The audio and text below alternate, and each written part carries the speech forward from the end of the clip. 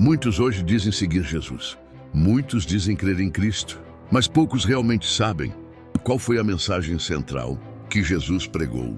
Jesus não veio anunciar prosperidade financeira, não veio oferecer motivação pessoal, não veio pregar um evangelho confortável, que não confronta o pecado e não exige mudança de vida. A Bíblia é clara. Jesus veio anunciar o evangelho do reino de Deus. Em Mateus capítulo 4, versículo 17, está escrito: Desde então começou Jesus a pregar e a dizer: Arrependei-vos, porque é chegado o reino dos céus. Esse foi o início do ministério de Jesus. Não foi uma mensagem secundária, não foi um detalhe, foi o centro da sua pregação. O evangelho do reino não começa falando de bênçãos, ele começa falando de arrependimento. Porque não existe reino sem mudança de mente. Não existe reino sem abandono do pecado. Não existe reino sem transformação de vida.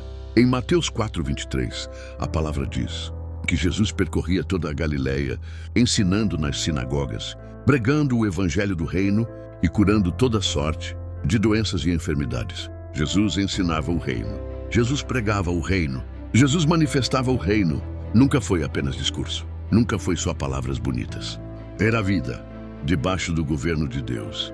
Hoje muitos pregam um evangelho que promete céu, mas não fala de obediência.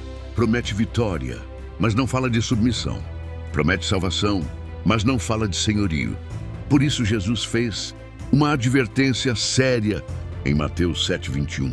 Nem todo o que me diz, Senhor, Senhor, entrará no reino dos céus, mas aquele que faz a vontade de meu Pai. O evangelho do reino não é apenas crer em Jesus, é viver debaixo do governo de Jesus. Reino significa governo, autoridade, domínio. Quando Jesus anunciava o reino, ele estava dizendo algo profundo. Deus voltou a governar sobre a vida dos homens. Em Lucas 8:1 está escrito que Jesus andava pelas cidades e aldeias, pregando e anunciando as boas novas do reino de Deus. Os discípulos ouviam isso todos os dias. Eles não eram apenas convertidos, eles estavam sendo formados. E aqui está o grande problema dos nossos dias.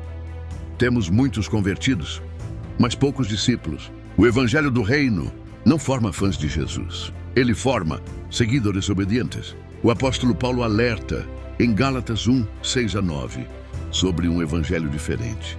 Um evangelho distorcido, que não é o mesmo que Jesus ensinou.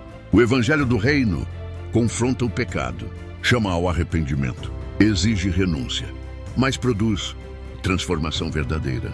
Jesus declarou em João 14:23, Se alguém me ama, guardará a minha palavra.